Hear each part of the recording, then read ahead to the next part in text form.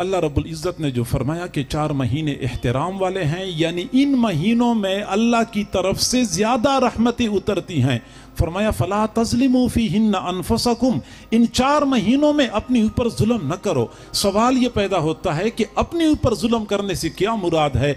जवाब ये दिया जाता है कि जब कोई बंदा अल्लाह की नाफरमानी करता है वो किसी का कुछ नहीं बिगाड़ सकता, हकीकत में अपने ऊपर जुल्म कर रहा होता है। यानी तुम इन महीनों में अल्लाह की नाफरमानी न करो।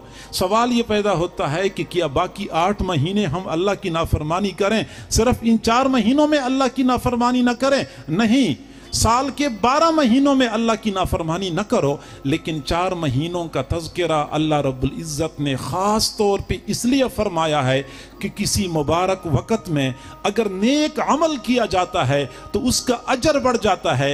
इसी तरह मुबारक वक़्त में अगर कोई गुनाह किया जाता है तो उसका विज़र और वबाल भी बढ़ जाता है। तुम इन मुबारक महीनों में अपने ऊपर जुल्म न करो, यानी अल्लाह रब्बुल इज़्ज़त की नाफरमानी न करो। मुहर्रमुल हराम का महीना जब शुरू हो जाता है तो एक तो इस महीने के बारे में हमारे मुआशरे में 2 तरह की सोच पाई जाती है। बाज़ लोगों ने इस महीने को मुबारक समझा है सिर्फ इस वजह से कि इस महीने में हज़रत हुसैन की शहादत का वाक़या पेश आया था। हालांकि मैंने पहले बताया कि कुरान पाक का नुज़ूल तो हज़रत हुसैन की शहादत से पहले हो चुका था, लेकिन कुरान में अल्लाह ने फरमाया है कि यह महीना हुर्मत वाला है। और इसी तरह हुज़ूर सल्लल्लाहु अलैहि वसल्लम ने मुतअद्दिद अहादीस में मुहर्रमुल हराम की फ़जीलत बयान फरमाई है, ख़ास तौर पे आशूरा की फ़जीलत बयान फरमाई है। और यह तमाम तर फ़जीलतों का तज़किरा वाक़या करबला से बहुत पहले का है। लगता यह है कि महीना अगर मुबारक है तो बहुत पहले से मुबारक है।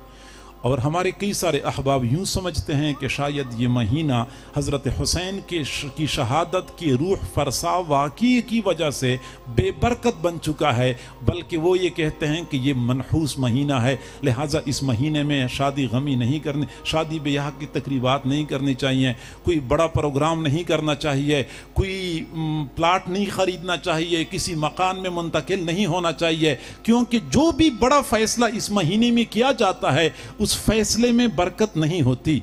मैंने पहले अर्ज किया कि किसी महीने की बरकत या नहूसत किसी वाक़ये की वजह से नहीं होती, नहीं किसी मकान की नहूसत और बरकत किसी वाक़ये की वजह से होती है। सही बुखारी शरीफ की रिवायत है, हुज़ूर सल्लल्लाहु अलैहि वसल्लम का ये मामूल था कि जब मदीना मुनव्वरा तशरीफ़ लाते थे सफ़र से, तो अभी मदीना मुनव्वरा की आबादी नज़र नहीं आई होती थी, दूर से उहद पहाड़ नज़र आता था।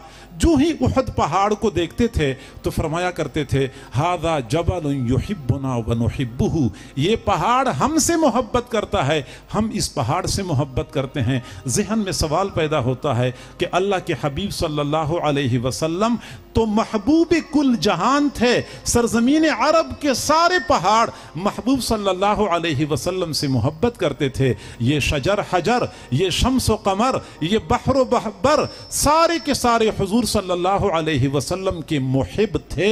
आप सल्लल्लाहु अलैहि वसल्लम ने बारहा उहद पहाड़ का तज़किरा फरमाया कि उहद पहाड़ हमसे मोहब्बत करता है, हम इस उहद पहाड़ से मोहब्बत करते हैं। आखिर आप अलैहिस्सलातु वस्सलाम सिर्फ उहद पहाड़ का तज़किरा क्यों करते थे? तो जवाब दिया जाता है कि दरअसल उहद पहाड़ के साथ मुसलमानों की तल्ख यादें वाबस्ता थीं। उहद पहाड़ के दामन में 70 सहाबा किराम को बेदर्दी के साथ शहीद कर दिया गया था। हुजूर सल्लल्लाहु अलैहि वसल्लम की मुबारक पेशानी ज़ख्मी हो गई थी, रुखसार मुबारक से खून का फुवारा फूट पड़ा था, दंदान मुबारक शहीद हो गए थे, दाढ़ी मुबारक खून से तरबतर हो चुकी थी। चूँकि उहद पहाड़ के दामन में मुसलमानों के ऊपर बुरे हालात आ चुके थे, आप सल्लल्लाहु अलैहि वसल्लम ये सोच रहे थे कि ऐसा न हो कि कोई बंदा उहद पहाड़ को मनहूस समझना शुरू कर दे कि उहद पहाड़ के दामन में हमारे साथ ये हालात पेश आए। इसलिए आपने बारहा अपनी ज़बान फैज़ तर्जुमान से ये फरमाया कि ये पहाड़ हमसे मोहब्बत करता है, हम इस पहाड़ से मोहब्बत करते हैं, ताकि किसी के दिमाग में ये बात ना आए कि उहद पहाड़ बेबरकत है, ये मनहूस है, यहाँ 70 सहाबा किराम को शहीद कर दिया गया था। तो किसी जगह की नहूसत या किसी जगह की फजीलत किसी वक़्त की नहूसत या किसी वक़्त की फजीलत किसी बड़े वाक़ये की वजह से नहीं होती, किसी की वफ़ात या पैदाइश की वजह से नहीं होती। अल्लाह रब्बुल इज़्ज़त की जानिब से ख़ास तजल्लियात और रहमतों के नुज़ूल की वजह से होती है।